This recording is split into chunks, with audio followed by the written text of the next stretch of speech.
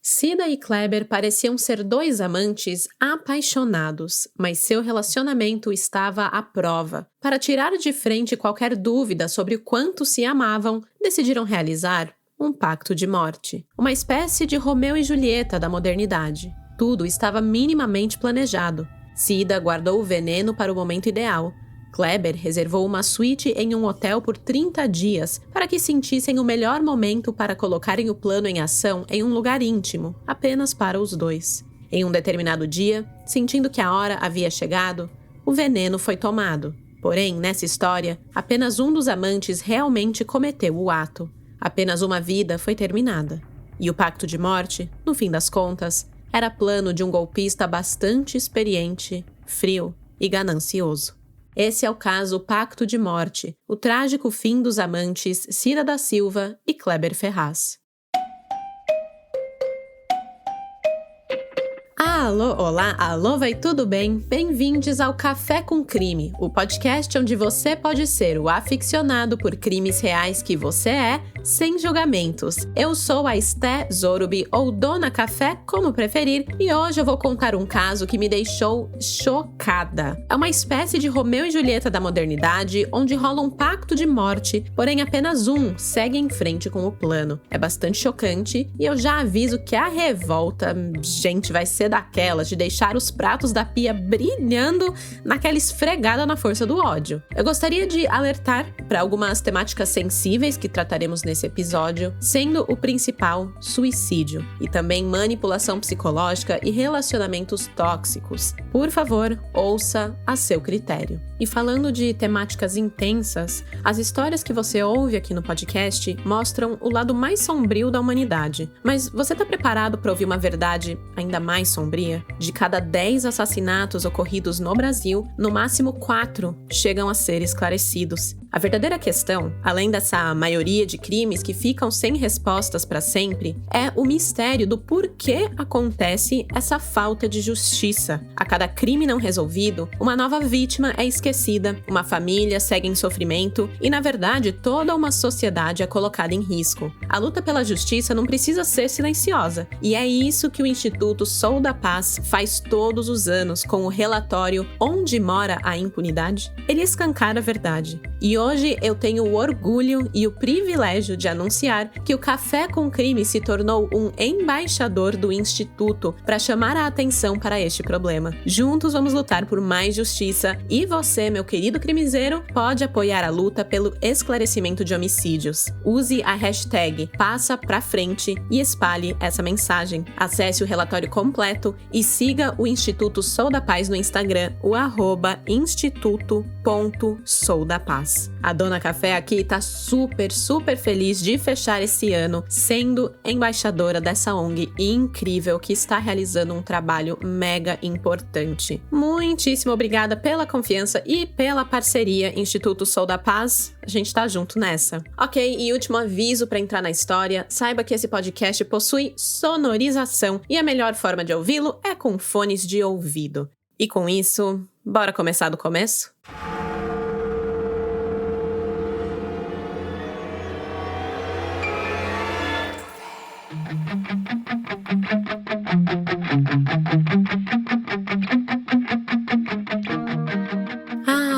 Os anos 2000. Era o começo da internet no Brasil e se você tem menos de 25 anos, talvez não se lembre, mas a gente se conectava em velocidade de tartaruga com aqueles modems barulhentos que faziam a gente pensar que o computador estava tentando conversar com o além. Sem contar que a internet era cara e a linha telefônica ficava ocupada o tempo todo que você estava online. Então, quem estava mais ligado na época sabia que o rolê só começava mesmo depois da meia-noite, quando a cobrança de dados caía e o telefone ficava em paz. Era hora de tititi nas salas de bate-papo, no MSN e, claro, na mãe de todas as redes sociais, o Orkut. O Orkut chegou em 2004 e mudou o jogo. Foi a primeira rede social que realmente estourou aqui no Brasil. Todo mundo se jogava nas comunidades das mais variadas, se conectava com os amigos e até com pessoas que nem conhecia e, claro, dava para se manter informado sobre o que estava rolando na vida dos outros, os fofoqueiros amam. Era um lugar de proximidade, onde dava para matar a saudade, conhecer gente nova e até formar uns casais. E, gente, falar disso pra mim é nostalgia pura. Quem lembra, né, dos scraps e das fotos com aquele filtro todo retrô? Ai, eu tava e eu amava. Foi assim que aquela internet limitada e lenta foi criando os primeiros laços de uma rede social que hoje a gente nem imagina viver sem. E aí, se você já se pegou dando uma bisbilhotada no que rolava nas antigas comunidades ou sentindo falta dos velhos tempos, saiba que tudo começou ali, no Orkut. Foi nesse contexto que, em 2005, a jovem Maria Aparecida Lima da Silva, que vivia em Brasília e tinha aí por volta dos seus 35 anos, viu sua vida mudar. Era uma tarde de agosto e ela estava no trabalho. A Maria Aparecida era técnica judiciária no Superior Tribunal de Justiça. E ali, dando uma procrastinada nas tarefas, ela entrou na sua página do Orkut e cruzou com o perfil de um rapaz muito atraente. Uma figura que a enfeitiçou imediatamente e foi capaz de deixá-la completamente concentrada na tela do seu computador. A Maria Aparecida ficou completamente alheia ao bate-papo animado que rolava entre os outros 19 colegas de trabalho com quem ela dividia a sala. Quando o relógio marcou 4 da tarde, as colegas da seção onde Maria Aparecida trabalhava a despertaram daquele transe, a chamando para fazer um lanchinho da tarde na copa do STJ. Ela aceitou, deu uma pausa nas interações com o seu novo amigo e desceu para comer. Animada que só, ela não aguentou esperar e ainda no caminho até a cozinha, chamou a amiga Diane Lima em um canto para dividir com ela, o bafafá novo, a fofoquinha nova. Ela tinha encontrado um rapaz muito interessante, muito diferente de todos os outros. O seu nome era Kleber Ferreira Guzmão Ferraz, de 38 anos. A Maria Aparecida comentou com a amiga: "Conheci um judeu na internet. Ele é tão inteligente, tão educado, que nem quero falar muito para não dar azar." O papo com o Clebão fluiu tão naturalmente que a Maria Aparecida, ou Cida, como ela era mais intimamente chamada, ela não viu o tempo passar. O Kleber era inteligente, educado, muito interessante e bastou uma tarde no bate-papo para que Cida identificasse vários gostos em comum com o cara. E até os objetivos deles eram os mesmos. O Kleber estava em busca de relacionamento sério e pensava em formar família a médio prazo. Era tudo o que Cida buscava. Já fazia tempo que ela buscava um amor. Com a pressão social da época, a Cida achava que já estava ficando velha para ser solteirona. Ela já tinha passado dos 30 anos. E, gente, eu quero deixar claro que essa pressão é muito desnecessária. Ninguém tem obrigação de casar antes dos 30, ou mesmo depois dos 30. A idade não tem que guiar a sua vida e determinar o que você deve fazer. Mas, enfim, a Cida sentia essa pressão de já ter mais de 30 anos e estar solteira. Principalmente porque o seu relacionamento anterior havia terminado há mais de 5 anos e havia terminado mal. O seu ex, que era colega de repartição, nunca assumiu o namoro dos dois em público e justificou o término dizendo que a Cida era velha demais. Pobre Cida, gente, ela emagreceu 10 quilos depois desse término, se consultou com um psiquiatra e passou a tomar remédios de tarja preta. Ela passou a dizer para as amigas que o que faltava em sua vida era um grande amor. E quando a sua irmã caçula ficou noiva... Ai, gente, aí aquela pressão só aumentou e a ficha caiu de que Cida já não tinha mais todo o tempo do mundo. E uma romântica que ela era, grande crente no amor, a Cida colocou como meta pessoal encontrar um parceiro para dividir as coisas boas da vida e essa se tornou ali a sua prioridade. Tanto que ela chegou a se inscrever em uma agência de namoros, pois sim, isso existia antes do Tinder, realmente uma agência de namoro. Em seu perfil desse serviço, a Cida se descrevia como morena, 35 anos, 1,61 metros de altura, 60 quilos, funcionária pública, independente, em busca de relacionamento sério. Ela também frequentava salas de bate-papo online, que também estavam em alta no início dos anos 2000, e chegou a se encontrar com 2 rapazes. Mas como não rolou química, os encontros não se repetiram. E assim, por mais que a Cida quisesse muito casar, ela não ia se dobrar para qualquer macho. Ela tinha critérios. Cida era uma mulher independente, tinha apartamento em um prédio com academia e piscina, recebia um salário de aproximadamente R$13 mil,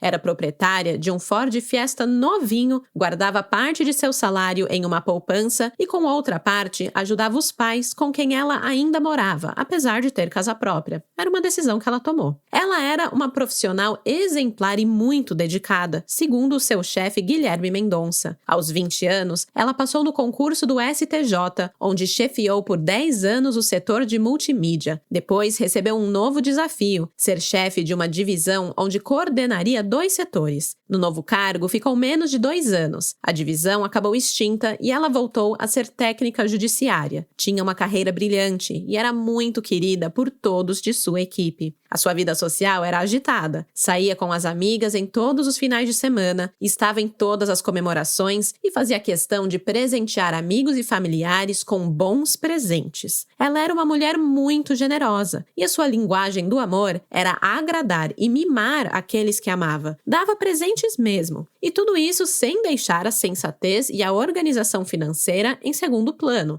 Todos os seus passos e gastos eram friamente calculados. A funcionária pública era também muito vaidosa e frequentadora assídua da academia. A sua aparência era muito importante para ela, então Cida investia seu tempo em aulas de musculação, de exercícios aeróbicos e em dietas para manter o peso. Sapatos, bolsas de grife e joias faziam parte do seu guarda-roupas e as idas ao salão de beleza para escovar os cabelos encaracolados aconteciam 3 vezes por semana. Ou seja, falei tudo isso para dizer que Cida era um mulherão daqueles. Independente, bem-sucedida, uma mulher que se cuidava, que era querida, muito amiga.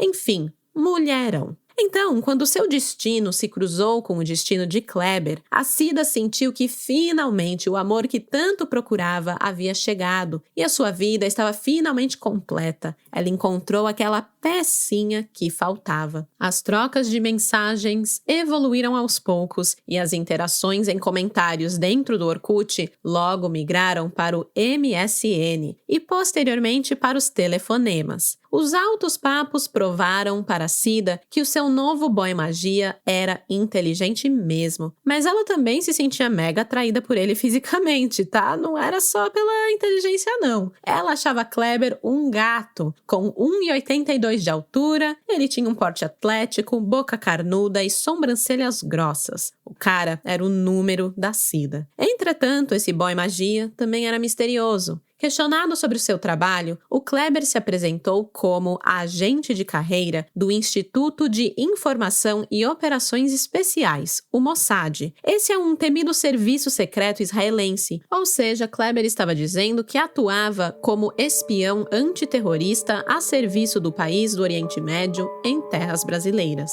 Ele era lotado como funcionário burocrático da Embaixada de Israel e precisava viajar frequentemente para Tel Aviv para prestar contas para os seus superiores. Ele também disse que o seu nome verdadeiro era Youssef, mas que ele escolheu ser chamado de Kleber por esse ser o nome equivalente ao seu nome de batismo em português. E aí eu não sei vocês, mas sentiu a red flag? Sentiu a bandeira vermelha? Eu sim. Mas para a Cida, que estava loucamente apaixonada, isso só aumentava a sua curiosidade sobre o homem. O contato entre o casal era diário, mas com o passar dos dias, Cida deixou de compartilhar todas as novidades do seu novo lance com as amigas tão queridas e próximas. Ela deixava escapar uma coisinha aqui, outra ali, né? Porque ela estava mega empolgada com o seu novo love. Só que ela se policiava para não falar nada demais sobre o seu relacionamento virtual. Inclusive, ela nem queria mencionar o nome de Kleber ou Youssef. Porque, sei lá, ela queria proteger o seu boy, né? Ela achava que ele tinha uma profissão delicada e que precisava ali de um certo sigilo. Então, quando o assunto surgia e perguntavam sobre o judeu, ela disfarçava e não respondia.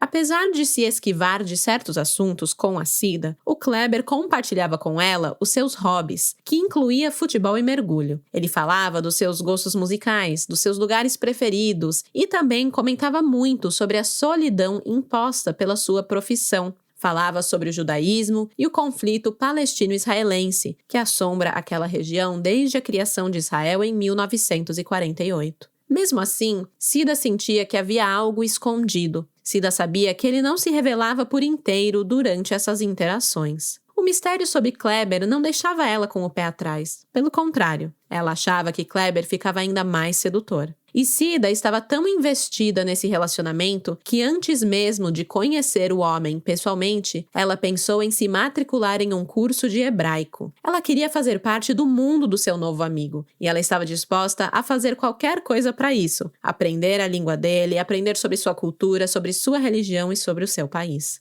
Com o passar dos dias, Maria Aparecida passou a querer mais. Ela queria ir além de um relacionamento virtual. Ela queria mais interações, mais informações. E, claro, queria um encontro pessoal. Ela passou então a questionar Kleber sobre a sua vida pessoal. Ela sabia que ele tinha um carro importado vermelho, mas ela queria saber, por exemplo, onde ele morava. Uma informação bem básica, convenhamos. Certa vez, o Kleber respondeu essa pergunta dizendo que ele morava numa 200 da Asa Sul. Talvez para quem não vive na capital do país, essa possa parecer uma informação certeira, tipo, pô, sim, o cara mora lá na 200 na Asa Sul. Mas quem é de Brasília sabe que na cidade há pelo menos 16 quadras 200 na Asa Sul e que em cada uma dessas quadras há no mínimo 10 edifícios com mais ou menos 48 apartamentos cada. Tá bom pra você?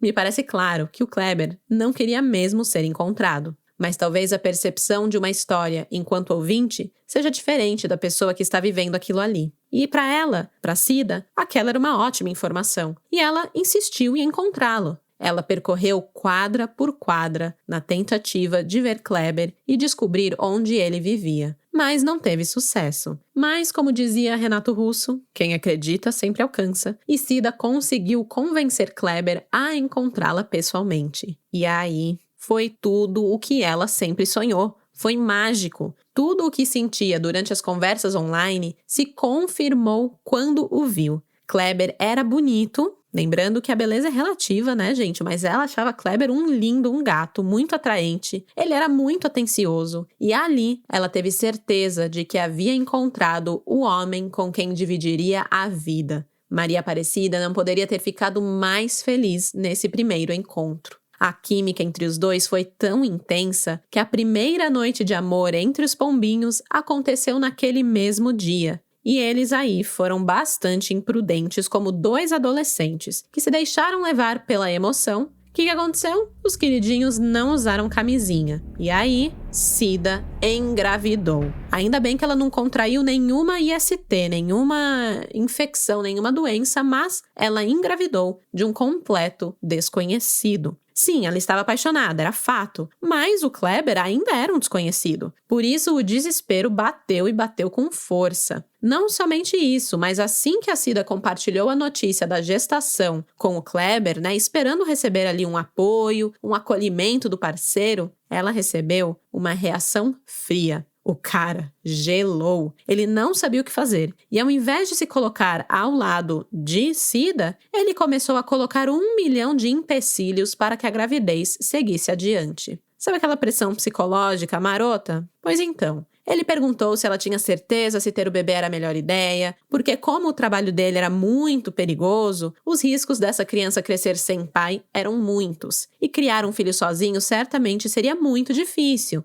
Todos sabemos os obstáculos que as mães solo enfrentam todos os dias para criar os seus filhos. E a Cida não queria isso. Além do mais, ela era uma evangélica praticante e tinha na cabeça que filhos só poderiam vir depois do casamento. Não foi uma tarefa difícil. Na verdade, ele conseguiu entrar na mente da Cida e a convenceu facilmente a se submeter a um aborto. O Kleber conseguiu um remédio abortivo e o casal seguiu para o apartamento de Cida, aquele que ela tinha, mas que ela não morava, porque ela morava com os pais. Ela foi naquele apartamento que era mais privativo para dar andamento ao seu plano de interromper a gestação. A Cida tomou os comprimidos e passou muito mal. Precisou ser internada em um hospital durante a noite para fazer uma curetagem e passou a noite internada, sendo liberada apenas no dia seguinte. Ela precisou mentir para sua mãe, com quem ela morava, dizendo que ia dormir na casa de uma amiga. E assim, claro, ela era uma mulher independente, tinha total liberdade, mas mãe é mãe. E ela se sentiu mais confortável inventando aquela história para não despertar nenhuma suspeita,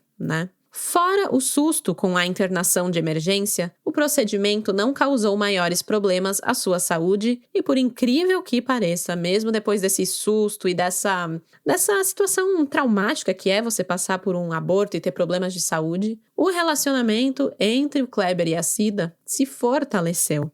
Ela realmente acreditou que aquela não era a hora de formar a família que tanto desejava. Então, guardou sua dor no bolso e seguiu com aquele romance que acabou se tornando um namoro. Ela já estava completamente apaixonada e sabia que os filhos, com ele, viriam na hora certa. Com o passar do tempo e o relacionamento ficando cada vez mais sério, o fato de Kleber manter certos mistérios ainda incomodava muito a namorada. Como você se relaciona com alguém e não sabe nem onde a pessoa mora? Não faz sentido. Mas como Kleber não compartilhava essa informação, ela decidiu que seria uma boa ideia retomar as suas buscas pelo amado na região onde ele dizia viver. E dessa vez, ela conseguiu informações e o que ela descobriu a desestruturou totalmente.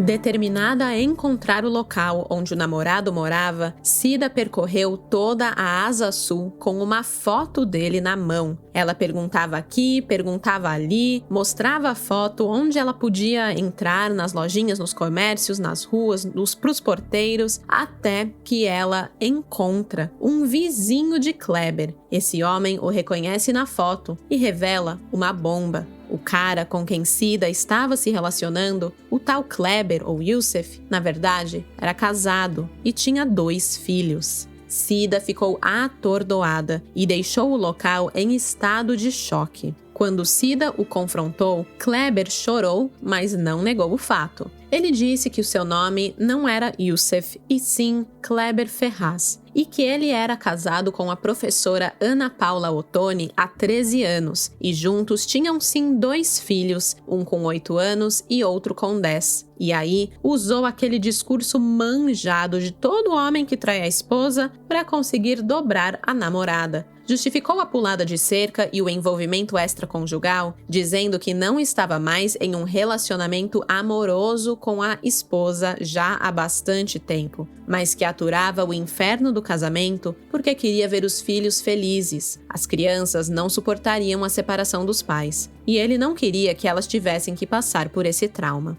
O Kleber manteve a versão de que era agente do Serviço Secreto de Israel e que não poderia dar mais detalhes de sua vida privada, pois o conhecimento podia trazer riscos para Cida e ele estava tentando a proteger. E ai, gente, dói até o meu coração dizer que foi com esse papo furado, que faz parte da cartilha de todo cafajeste, que o Kleber enrolou a Cida e ela foi rebaixada ao posto de amante. Mais uma vez, ele a convenceu e o relacionamento seguiu. Mas nada nunca voltou ao normal, principalmente para Cida. A partir daí, aquela amiga alegre e generosa, que topava qualquer resenha com as amigas e com a família, começou a mudar o seu comportamento. Ela sempre tinha um compromisso inadiável e a sua agenda estava fechada para suas fiéis escudeiras. Cida, que sempre amou se cuidar, estava sempre muito bem vestida e super comprometida com o seu trabalho, deixou de escovar os seus cabelos no salão e os terninhos que usava deram lugar aos jeans surrados e camisetas amassadas. Os atestados médicos viraram rotina. Toda semana, ela metia um CID diferente para justificar as faltas no trabalho, uma atitude que não condizia com o seu comportamento prévio. Ela, que sempre foi muito profissional e separava muito bem a vida pessoal da profissional, passou a atender o telefone que tocava a cada 10 minutos em horário de expediente e passava longos períodos na internet, batendo papo, sempre aérea e com aquele sorriso frouxo nos lábios. Quando tirou férias do trabalho, comentou que viajou a Fernando de Noronha com uma pessoa e reclamou do preço do refrigerante, que na época custava R$ 5. Uma de suas comadres e colegas no tribunal, chamada Inácia Lino, estranhou muito esse comentário de Cida sobre o refrigerante. Isso porque Cida nunca foi mão de vaca. Imagina, ela jamais economizava em algo como um refrigerante, apesar de ser muito organizada financeiramente. Ela tinha um ótimo salário, e com ele ajudava os pais, se cuidava, se mimava, e como eu disse, a linguagem de amor dela era presentes, ela presenteava as amigas sem pensar no preço. Então, como que ela estava reclamando do valor de um refrigerante que ela tomou numa viagem a Fernando de Noronha, como se aquilo fosse o maior absurdo? Tinha coisa ali, e Inácia ligou o sinal de alerta. Certo dia, o telefone fixo do escritório tocou. Do outro lado da linha era um vendedor de uma concessionária de carros importados que procurava por Cida para concluir a venda de um carro importado, um Chrysler preto avaliado em R$ 60 mil.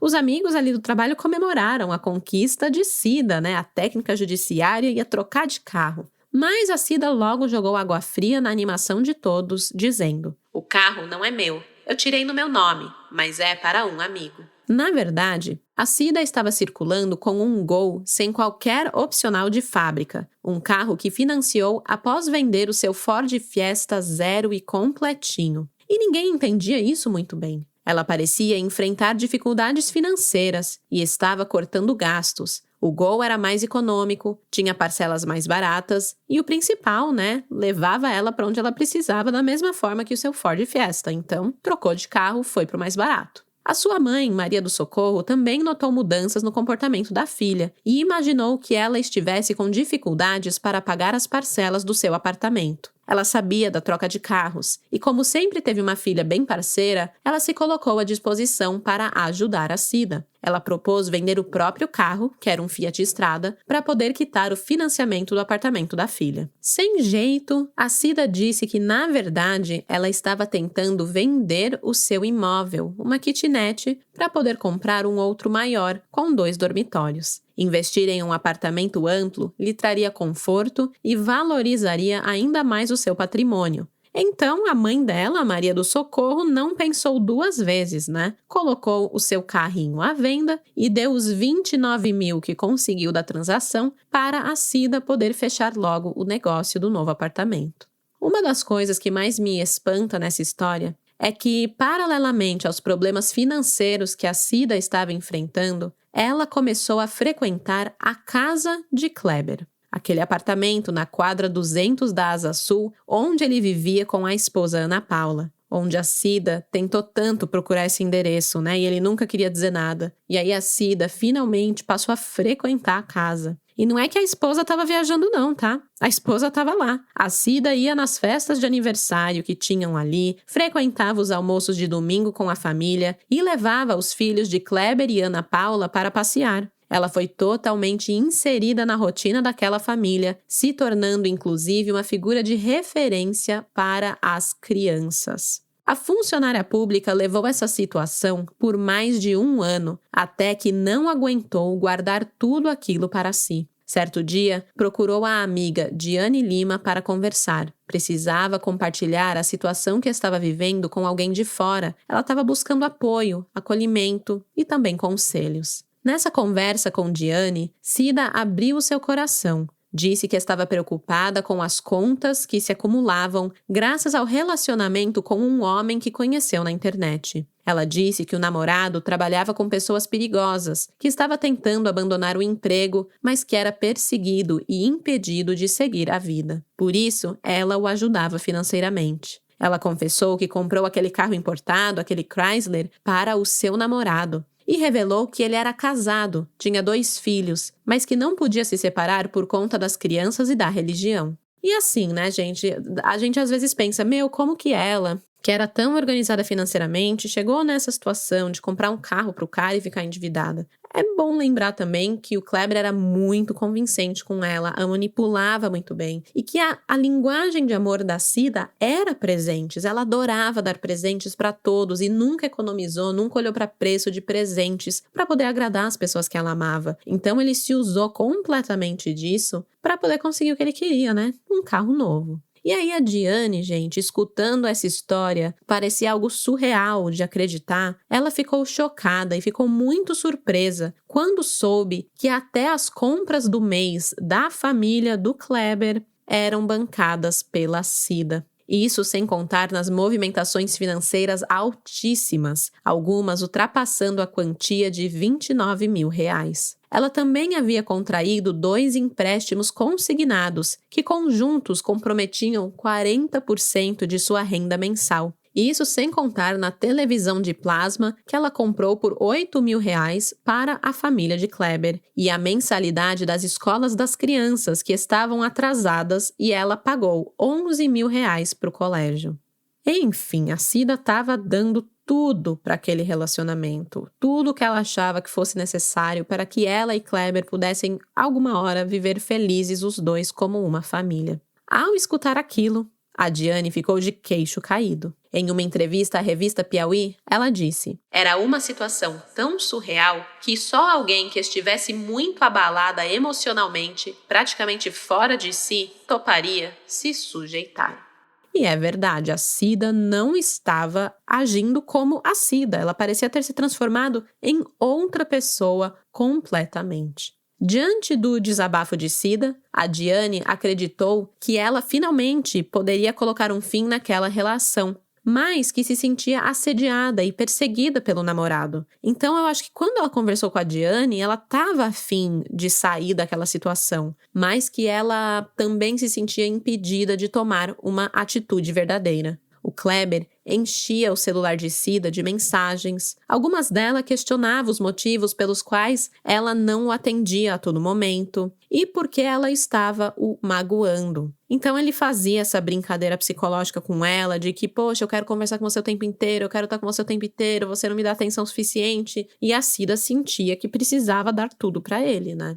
Em um outro momento, quando ela conversou com a Diane novamente, ela disse que a kitnet que ela possuía havia sido vendida para poder pagar dívidas. Então a história de que ela falou para a mãe dela, né, que queria comprar um apartamento maior, era uma mentira. E para piorar tudo, gente, se ainda não é suficiente, vocês estão preparados? Dá uma sentadinha, respira fundo, porque olha só, ela descobriu que o Kleber, além dela, tinha outra amante, uma moça mais jovem e bem-sucedida. E se ao desabafar tudo isso para Diane, ela estava esperando alguém que passasse a mão na cabeça dela, a Cida deu com os burros na água. A revelação fez com que Diane explodisse e despejasse uma série de verdades em seus ouvidos. Na esperança de que Cida a ouvisse, Diane pediu para que a amiga abrisse os olhos. Disse que essa história de trabalhar para o Serviço Secreto de Israel, contada por Kleber, não colava e que era preciso ir à polícia registrar um boletim de ocorrência. Era preciso se precaver, pois ninguém conhecia aquele homem e tampouco sabia o que ele era capaz de fazer. Afinal, ele tinha todos os dados pessoais da Cida e poderia contrair outros empréstimos, financiamentos e até usar a Cida como laranja em algum esquema.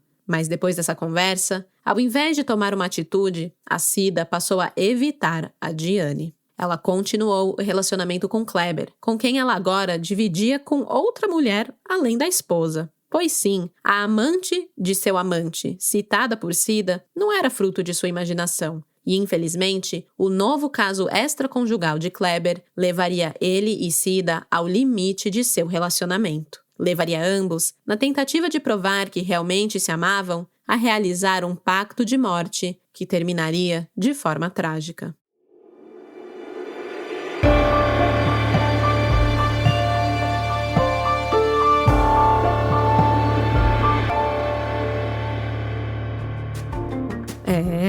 É tenso. Ainda tem muita história pela frente, mas vamos dar uma pausa, tomar um gole de café e falar da época mais esperada do ano para quem estava coçando para fazer comprinhas inteligentes. Sim, é ela! A semana oficial da Black Friday da Insider finalmente chegou. E se você é uma pessoa que curte conforto, um look clean e estiloso, gosta de roupas ultra duráveis e cheias de tecnologia, meu crimiseiro, esse momento é seu. O site da Insider estará com as melhores promoções do ano e frete grátis. Usando o meu cupom Café com Crime BF, tudo fica ainda melhor, com descontos podendo chegar até 40%. Eu passei o ano inteiro exaltando a Wingsuit, que é a minha peça favorita do catálogo da Insider. E eu tô feliz demais de poder oferecer esse cupom para vocês comprarem a sua própria Wingsuit na promo, ou qualquer peça do site da Insider pela qual você se apaixonar. O link com o cupom e o catálogo da Insider estão aqui na descrição desse episódio. Corre que a Black Friday é só até o fim dessa semana e seria loucura sua não garantir sua Insider no melhor momento do ano. Você quer mais episódios do Café com Crime? Não gosta de esperar 15 dias para escutar um novo caso? Seja um apoiador oficial do podcast para ter acesso a um episódio exclusivo extra por mês. Se isso já não é o suficiente, o caso contado nesse episódio exclusivo é escolhido pelos próprios apoiadores no nosso grupo do WhatsApp. Tá esperando o quê para apoiar e ganhar acesso a tudo isso? O podcast agora aceita apoios pelo site do Apoia-se ou pelo aplicativo da Orelo. Escolha a plataforma que mais te agrada e faça o seu apoio para receber acesso aos conteúdos exclusivos do Café com Crime. O link está aqui na descrição do episódio. Para quem já é apoiador, muito obrigada. Saiba que o seu apoio faz esse podcast ser possível.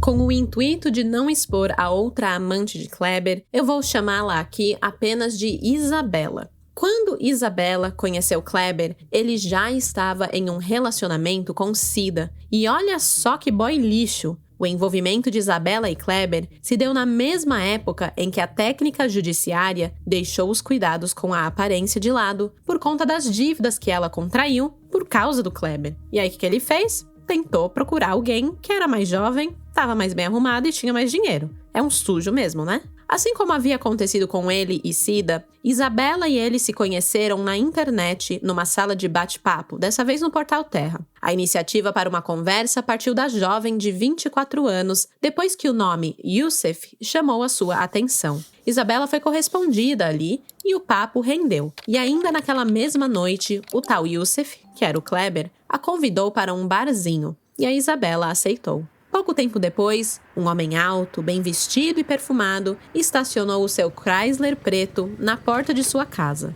O Chrysler, vocês sabem de onde veio esse carro, né? Veio da Cida, claro. A Isabela entrou no carro e os dois foram para o lugar combinado.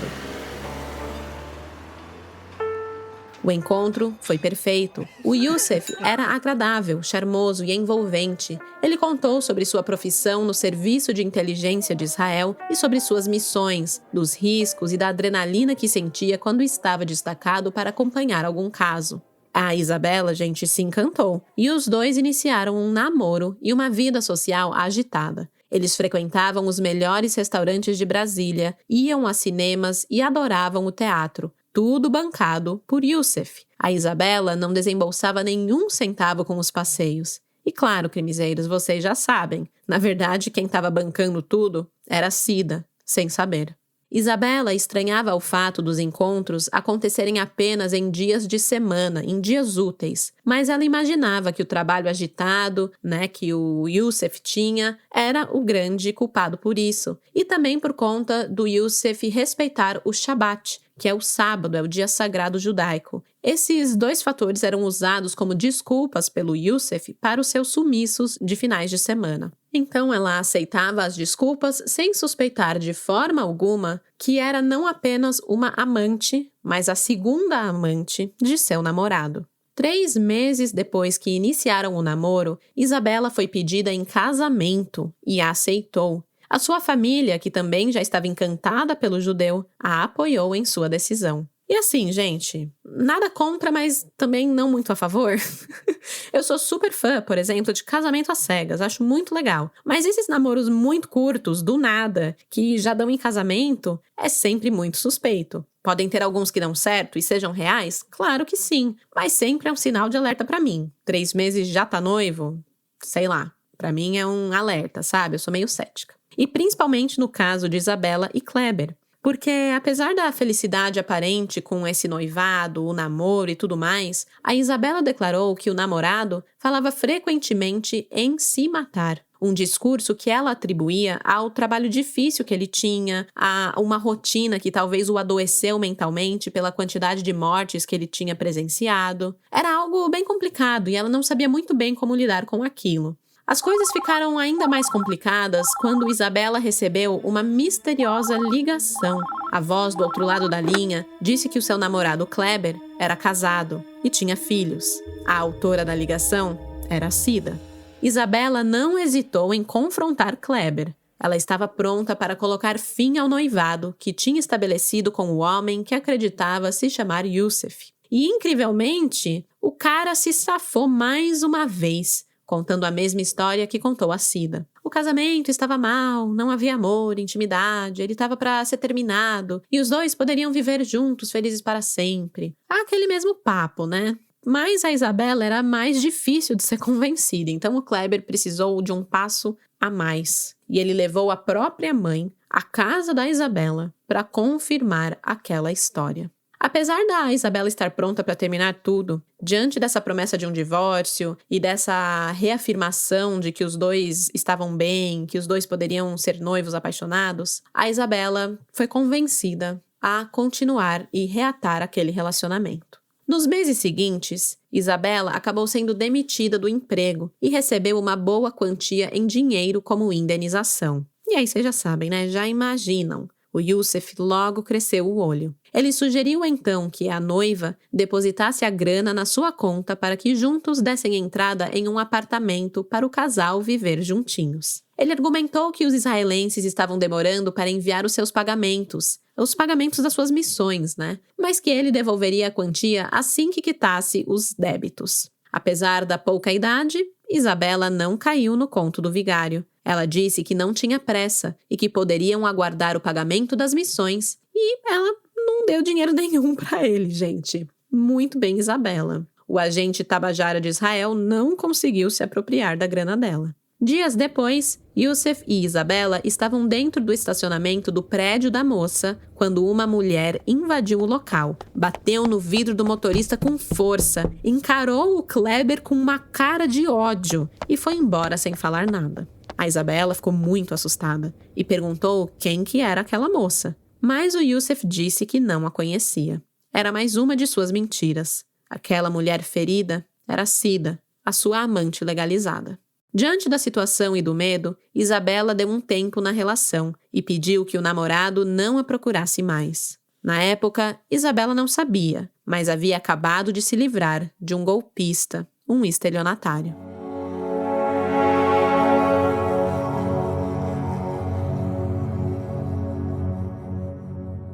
Do lado de cá, Cida estava comendo o pão que o diabo amassou. 2 anos já haviam se passado desde que ela conheceu Kleber na internet e as mudanças na sua vida eram visíveis. Emagreceu 15 quilos, deixou de se alimentar bem, passou a tomar remédios controlados e chegou ao seu limite quando se afastou totalmente dos amigos que tanto amava. E agora, além das dívidas e de dividir a atenção de Kleber com a esposa, ela se via desesperada com a possibilidade de ser trocada por Isabela, que era mais jovem do que ela e herdeira, uma garota com grana, ou seja, prato cheio para o namorado assanhado. A infelicidade e a pressão psicológica e financeira eram tão grandes que, infelizmente, Maria Aparecida atentou contra a própria vida. Ela alugou uma suíte no Hotel Kubitschek Plaza e ingeriu uma quantidade altíssima de comprimidos que reduziam as funções do cérebro, causando forte sensação de sono.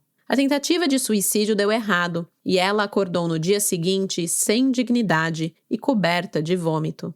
Estava no fundo do poço e sabia que precisava de ajuda. Ela não alertou os pais sobre os remédios que tomou, mas avisou que se internaria em uma clínica de reabilitação porque precisava de ajuda. Cida foi recebida na clínica pela médica Maria Mercedes Barbosa e para ela disse que tomou os medicamentos após uma discussão com Kleber. Ela queria dar fim à própria vida, mas não conseguiu. Cida foi admitida no local. Para a doutora Mercedes, se tratava de uma paciente desestabilizada por conta de um forte estresse emocional e assim foi enquadrada no CID-10F33, que significa transtorno depressivo recorrente. Estranhamente, foi esse fato que causou o primeiro contato entre a família de Cida e Kleber. O homem foi até a casa dos pais da amante para buscar roupas para ela. Ninguém o reconhecia como o amante ou namorado de Cida. Todos pensaram se tratar de um amigo que estava dando uma força para ela em um momento delicado. Ele pegou as roupas, agradeceu aos pais da amante e, sem dizer nada, retornou para o lugar onde Cida estava internada.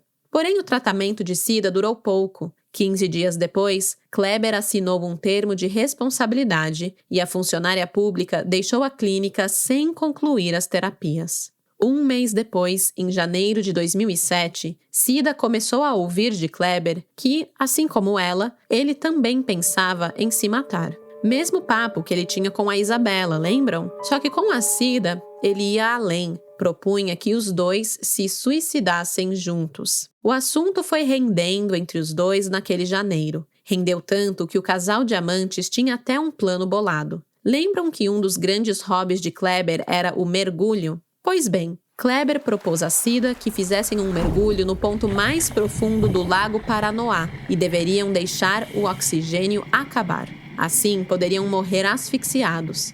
O plano foi colocado em andamento e Kleber e Cida chegaram inclusive a comprar os equipamentos de mergulho, mas acabaram desistindo quando o momento para a viagem realmente chegou. No mês seguinte, em fevereiro de 2007, o casal foi a uma loja de produtos militares para que Kleber pudesse comprar um uniforme da polícia militar. Não sei qual era o real motivo para ele querer comprar um uniforme, com certeza para dar algum tipo de golpe. Mas, para a Cida, ele disse que precisava se disfarçar para uma missão passada pelo Serviço Secreto de Israel e que compraria uma calça, um coturno, camisetas e distintivos. Naquela placa que é colada no bolso direito da camisa, ele pediu que fosse escrito Major Kalev como identificação. Como esse tipo de material só pode ser vendido para quem realmente é policial, o atendente da loja exigiu o registro de Kleber para que pudesse preencher os formulários de venda. Tentando passar um migué no cara, o Kleber disse que esqueceu os documentos. E aí jogou aquela lábia para o vendedor concluir a venda sem efetuar os registros. Desconfiado da situação, o vendedor fingiu que aceitou a desculpinha esfarrapada, mas chamou a polícia militar. E a casa caiu para o nosso Dom Juan da Shopee. Na revista ao carro de Kleber, foi encontrada uma arma de brinquedo, algemas, gás paralisante, luvas e uma taser, aquelas armas de choque. Questionado sobre a sua patente dentro da polícia militar, o Kleber negou que fizesse parte da corporação e foi incapaz de inventar uma desculpa plausível que justificasse a sua tentativa de comprar um uniforme oficial da PM e de ter todos aqueles objetos no seu carro. O Kleber e a Cida acabaram sendo conduzidos à delegacia. A Cida só abriu a boca para dizer que era funcionária do Superior Tribunal de Justiça e que estava apenas acompanhando o amigo. Os policiais ligaram para o seu local de trabalho e o seu chefe, Guilherme Mendonça, confirmou aquelas informações. Depois que um boletim de ocorrência foi lavrado, o casal foi liberado. Porém, esse acontecimento ele foi bastante importante, porque o chefe da Cida, o Guilherme, ele ficou muito preocupado com a sua funcionária e ainda naquela noite ligou para a Cida para entender o que tinha acontecido, mas para principalmente se colocar à disposição caso ela estivesse precisando de alguma coisa. Porém, gente, a Cida fechou essa porta, essa mão ajudadora que foi estendida para ela, e ela mentiu.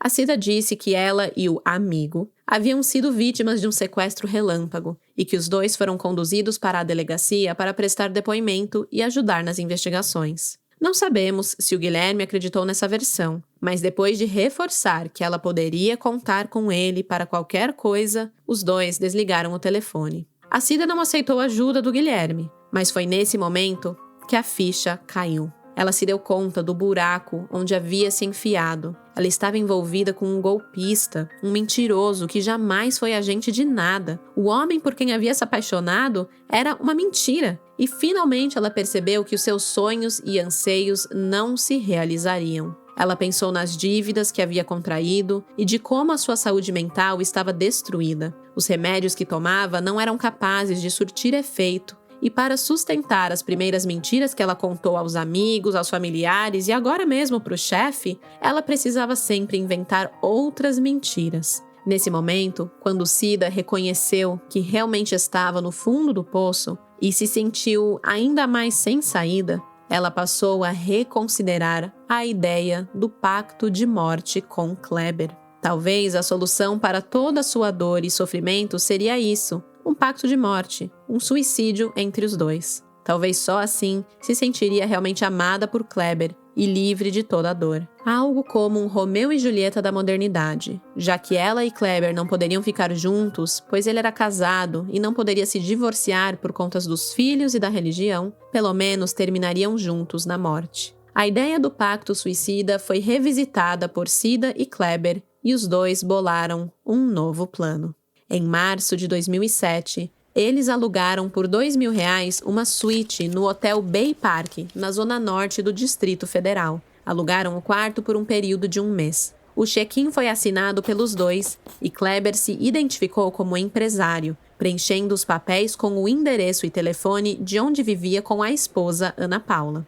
No pacote do quarto do hotel, eles optaram por entrar e sair das imediações do hotel sem que fosse preciso passar pela recepção. Assim, o monitoramento seria restrito, já que, geralmente, os sistemas de câmera eram feitos exclusivamente para aquela área da recepção. Eles queriam liberdade para se deslocarem pelo local, sem serem notados. Livre acesso a um lugar não monitorado, onde poderiam juntos tomar veneno e acabar com as próprias vidas. Entretanto, a essa altura, o Kleber já havia conseguido contornar a situação com Isabela. Ela, que tinha ficado assustada com a presença de Cida no estacionamento do carro e pedido para o namorado não a procurar mais, acabou sendo manipulada por Kleber a voltar a ter contato com ele. Eles reataram o namoro e Kleber passou a frequentar novamente a casa de Isabela.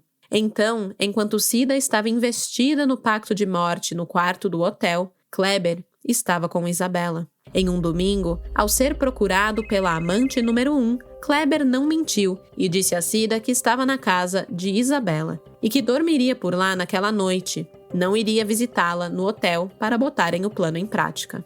Possessa de raiva, Cida resolveu tirar satisfações. Pegou seu Gol, foi até o prédio onde Isabela vivia e sei lá o que ela disse para o porteiro que acabou tendo autorização para subir ao apartamento da amante número 2. Claramente fora de si, tremendo muito e suando frio, Cida começou a gritar que amava o Kleber e que não mediria esforços para ficar com ele. Ela sabia que ele era casado, mas não se importava com isso, desde que ficassem juntos. Ainda descontrolada, Cida disse que tiraria a própria vida e deixou o local. Kleber, que não queria perder a amante número 1 e todos os benefícios financeiros que ela trazia, foi com ela e passou o restante do dia tentando acalmá-la. No domingo à noite, Kleber voltou para a casa de Isabela. E, gente, eu não sei como o cara conseguia manter a esposa, que sabia que ele tinha amante, conseguia manter a amante número 1, que sabia que ele tinha esposa, e a amante número 2, e ainda conseguia manter a amante 2, que sabia de tudo e ainda vivia sendo ameaçada e no meio do drama da amante número 1. A lábia desse cafajeste não devia ser brincadeira. Mas nesse dia, a Isabela o recebeu em casa novamente, mesmo depois do show da Cida, porque, de acordo com ela, Kleber estava fora de si, chorando muito e dizendo que ia se matar. Isabela então ofereceu um calmante e ele acabou dormindo por lá. Na segunda-feira, dia 5 de março, Cida ligou mais uma vez para o trabalho para pedir folga. A essa altura já não era novidade a sua ausência no STJ. Apesar do quarto no hotel estar pago pelo mês, ela estava na casa dos pais e foi de lá que saiu para encontrar o Kleber, que havia dormido com Isabela no parque da cidade. Essa história de Kleber voltar com Isabela empurrou Cida ao limite e, mais uma vez, ela discutiu com Kleber por ciúmes. Ela não aceitava o fato de ter que dividi-lo com Isabela. Não aceitava o fato de ela ter acabado com a própria vida para bancar os seus luxos e desejos. Apesar de Cida ter toda a razão, o Kleber não parecia se importar com a crise e se manteve indiferente durante a discussão que Cida travou sozinha. Esgotada, ela deixou o local onde estavam. Pouco tempo depois, ligou para o amante para dizer que naquele dia acabaria com a própria vida e que estava falando sério. Kleber sabia que não era uma ameaça vazia. Sabia que era real. E sabe o que ele fez? Para quem ele ligou?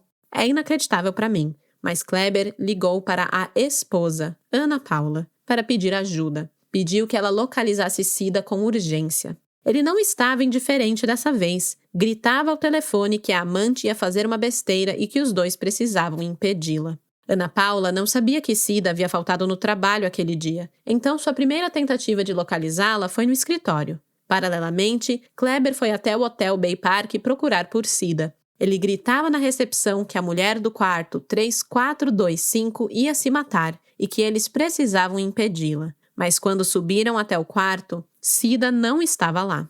Ele foi então para a mesma delegacia onde uma semana antes havia sido detido por tentar comprar os uniformes oficiais da PM. Chegando lá, gritou para a agente Poliana Freitas que era o homem da ocorrência do major da PM. Ela se lembrou dele e o atendeu. Para ela, Kleber disse o seguinte: que Cida estava com um frasco de veneno que haviam comprado juntos e que ela estava disposta a tomá-lo para impedir que o Kleber se matasse. Uma conversa muito doida, né? Mas a Poliana ficou preocupada e pegou o número de Cida, que a atendeu, mas a voz já estava muito fraca. A policial pediu que Cida fosse até a delegacia para que pudessem conversar, mas foi alertada de que era tarde demais. Ela já havia tomado o remédio.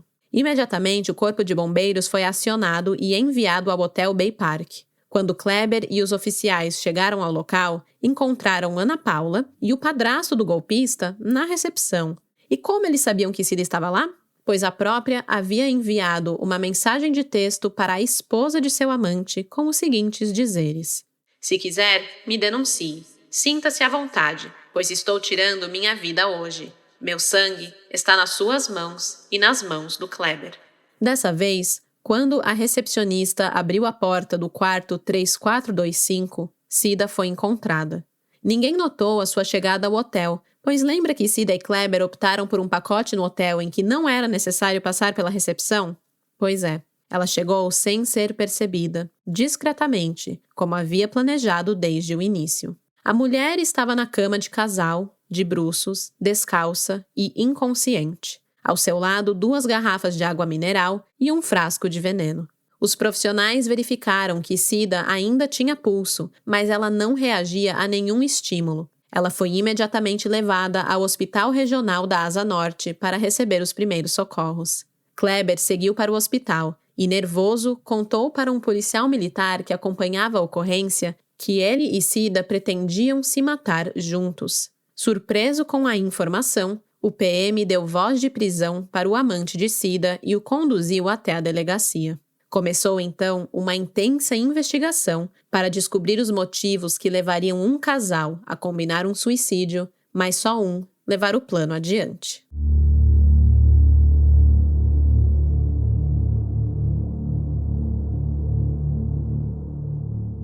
O delegado-chefe da 2ª Delegacia de Polícia da Asa Norte, Antônio Romeiro, e a sua equipe descobriram que, além da exploração financeira que Kleber impunha a Cida, havia uma apólice de seguros de Cida no valor de R$210 mil em nome de Kleber. Fato que chamou a atenção da investigação. O Kleber tinha ou não conhecimento desse documento?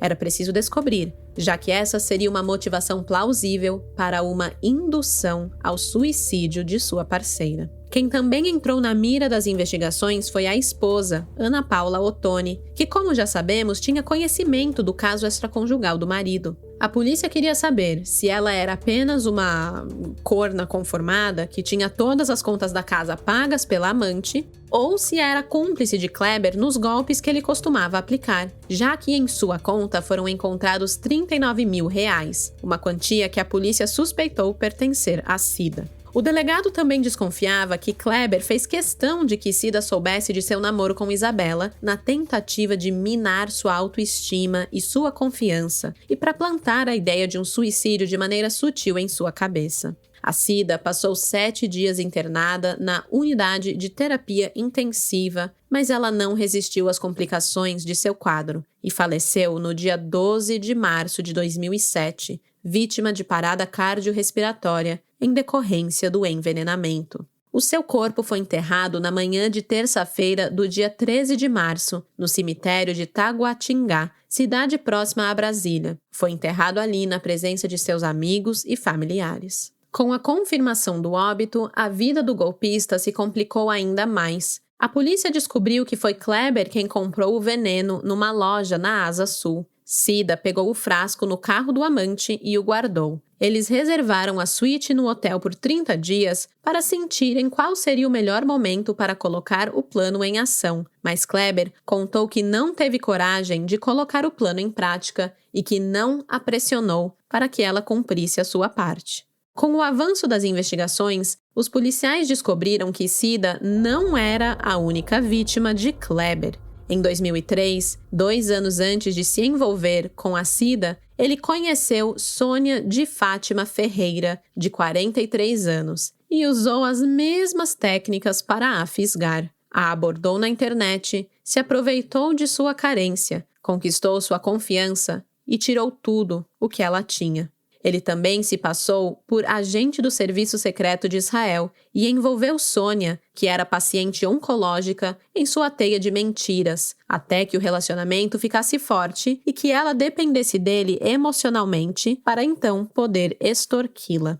No início de 2004, ele chegou a morar na casa de sua vítima, onde permanecia de segunda a sexta-feira. Nos finais de semana, voltava para casa, onde vivia com a esposa e os filhos. Kleber era tão persuasivo que convenceu Sônia a comprar um posto de gasolina em seu nome na Asa Norte do Distrito Federal. Não satisfeito, ele conseguiu que a mulher vendesse uma casa no Parkway, região de alto padrão do Distrito Federal, para que investisse em outro posto de gasolina, também na Asa Norte. Mas os negócios do posto e tudo mais não prosperaram, e nem poderiam, porque o Kleber se aproveitava do estado de saúde de Sônia para desviar dinheiro dos caixas dos estabelecimentos para sua conta pessoal. Óbvio que ele não avisava a amante e usava o seu nome para financiar carros, enquanto retirava os bens de sua residência. No segundo semestre de 2005, quando já estava inclusive de papo com a Cida, a doença de Sônia se espalhou pela coluna, fígado e pulmão. Sabendo que não tinha muito tempo, viu na técnica judiciária a chance de continuar sendo sustentado e investiu nesse novo relacionamento. Em dezembro de 2005, ciente das dívidas contraídas em seu nome, Sônia não resistiu ao câncer e faleceu. Mas o Kleber não ficou desamparado. A Cida já estava no seu radar.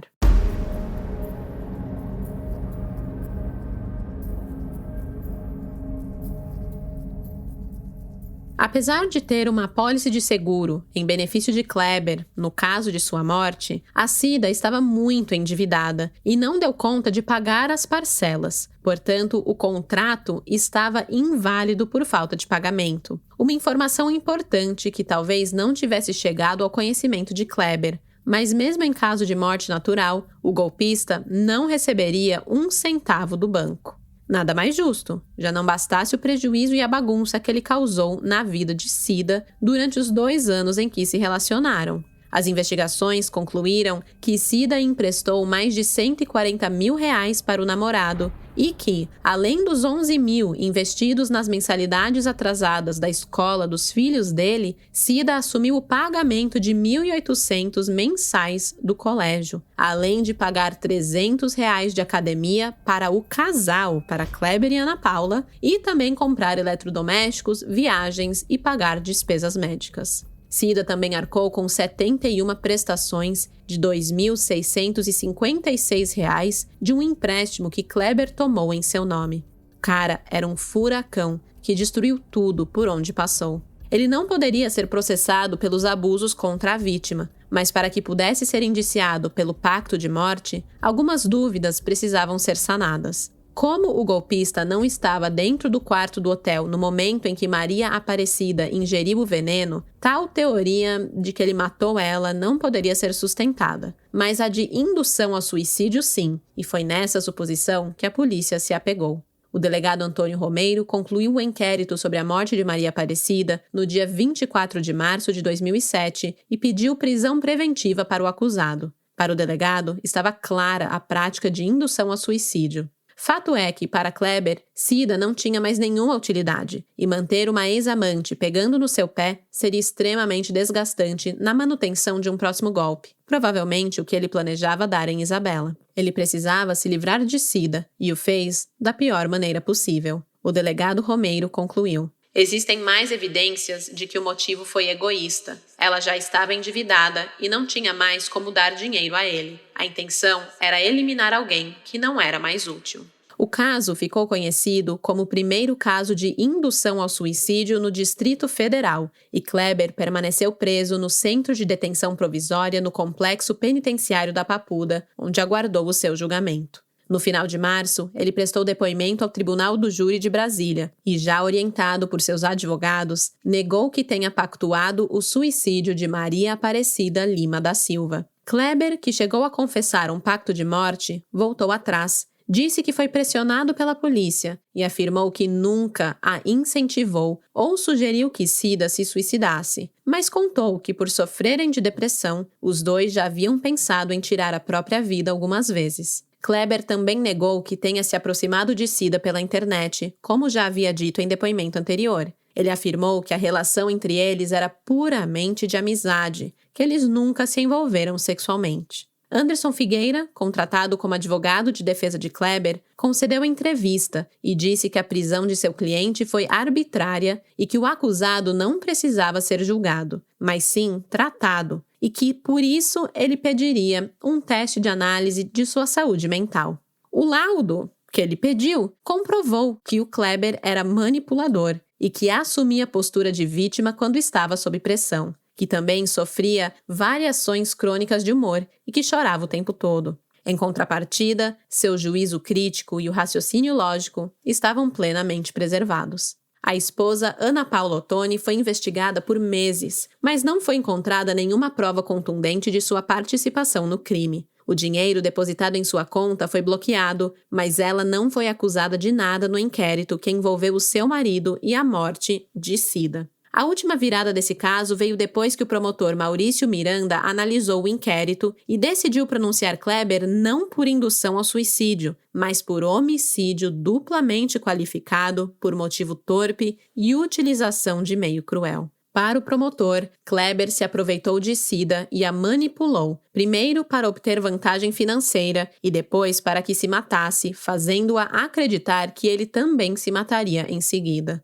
O gatilho para a crise de Cida teria sido o telefonema que recebeu de Kleber nas primeiras horas da manhã de segunda-feira, quando disse que ainda estava na casa de Isabela, momento em que a vítima estava mentalmente incapaz de ter qualquer gesto de recusa ou de defesa, o que caracteriza o homicídio. O teatro que Kleber fez no hotel e depois na delegacia foi premeditado. Ele tinha certeza que, fazendo aquela algazarra para fingir que estava evitando a morte da amante, ninguém desconfiaria de suas ações. Em 2008, a primeira turma criminal do Tribunal de Justiça do Distrito Federal decidiu que Kleber Ferraz deveria ir a júri popular por provocar o suicídio de Maria Aparecida. Segundo os desembargadores, ele cometeu homicídio qualificado e foi decidido que ele deveria aguardar o julgamento atrás das grades. O julgamento aconteceu em agosto de 2011, durou 16 horas e teve um desfecho surpreendente, daquele que a gente vê pouco, mas que dá gosto. O Tribunal do Júri de Brasília condenou o réu a 17 anos de prisão em regime fechado pelo homicídio duplamente qualificado de Maria Aparecida. A decisão foi baseada na peça acusatória de que o réu teria se aproveitado do estado depressivo da vítima para manipulá-la ao suicídio.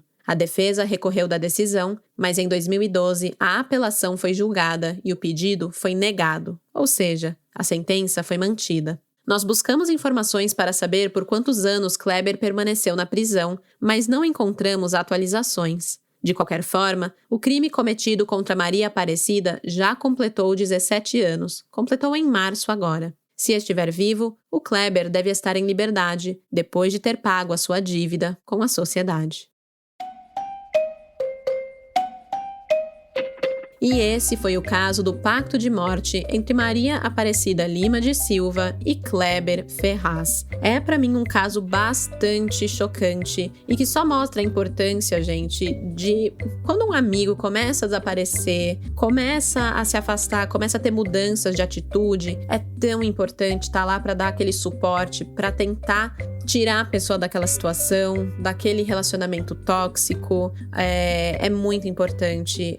No caso de Maria Aparecida, tiveram pessoas que estenderam a mão para ela, que tentaram abrir o olho dela, como a amiga, né, que conversou com ela naquele desabafo, como o chefe que ligou, a mãe tentou ajudar, e aí, infelizmente, ela não conseguiu se livrar do Kleber e teve esse fim trágico. Mas acho importantíssimo dizer como é importante a gente manter os nossos olhos abertos para as pessoas ao nosso redor e ser a comunidade de apoio que essas pessoas precisam. E aí, lembrando também que se você conhece alguém que tem pensamentos suicidas, é importantíssimo disponibilizar para essa pessoa os locais onde ela pode buscar ajuda. As pessoas que têm pensamentos suicidas podem procurar assistência nos CAPs, nas unidades básicas de saúde, nas UPAs, pode ligar para o SAMU, que é o 192, pode ir num pronto-socorro num hospital, ou se quiser fazer uma ligação, uma coisa básica, é uma ligação, é gratuito, pode ligar no 188, que é o Centro de Valorização da Vida. Muito importante a gente ter essas informações em mãos e saber ajudar essas pessoas. Esse caso é muito triste, muito chocante para mim, e eu achei importantíssimo trazer ele para vocês, para realmente abrir os nossos olhos. Lembrar do nome da Maria Aparecida Lima de Silva, uma mulher extremamente independente, uma mulher extremamente forte, bem-sucedida, muitíssimo amada. Que o nome dela não seja esquecido e que a gente possa usar a sua história para poder ajudar outras pessoas. Bem, amanhã, quinta-feira, como sempre, eu postarei as fotos do caso lá no Instagram, no Blue Sky e no Twitter. Segue a gente nas redes sociais, incluindo o Facebook. Se você quer ver as imagens do caso e outros conteúdos extras, a gente vai postar tudo lá nas redes sociais, então segue o @Café com Crime. Eu volto daqui a 15 dias, não na próxima quarta, mas na outra, com um caso novinho para vocês. E até lá, não banquem nenhum macho, pois de desgraça já basta esse podcast. Tchau, tchau! Esse episódio foi roteirizado, produzido e apresentado por mim, Stephanie Zorbi, com edição de áudio e sonorização de Luigi Calistrato e pesquisa e texto por Ana Paula Almeida. As fontes de pesquisa utilizadas neste episódio foram Jornal do Brasil, SOS Consumidor, Correio Brasiliense, Folha de São Paulo, Jus Brasil, Revista Piauí, Portal G1, Portal Paulo Lopes, Jornal Extra, site do Supremo Tribunal Federal, Portal CEDEP e Revista do Tribunal de Justiça do Distrito Federal.